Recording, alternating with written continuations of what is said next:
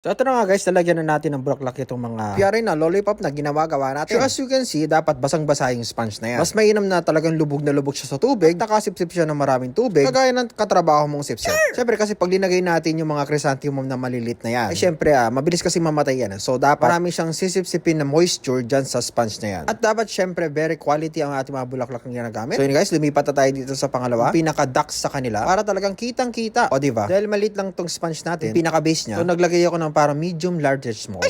As usual, same lang. Gawin mo lang na ganyan-ganyan. Tusok-tusokan mo lang ng mga chrysanthemum. Pwede rin itong gawin sa ibang bulaklak. Baby rose, gypsophilia, yung mga roses sa malalaki. Kung may budget yung customer. So, go na yun. Pero dahil marami tayong mga stock ng mga chrysanthemum, ito lang yung ginamit natin. At saka mas maraming magagawa pag chrysanthemum ang ginagamit natin. Magandang combination nito, yung mga white, pink, yellow. At syempre, hindi na rin natin linagyan yung pinakalikod. Sa harap lang, para hindi masyado magastos. So, ito na nga guys. Tapos na nating lagyan ng bulaklak itong lollipop design natin. Sana ay may natutunan na naman kayo sa ating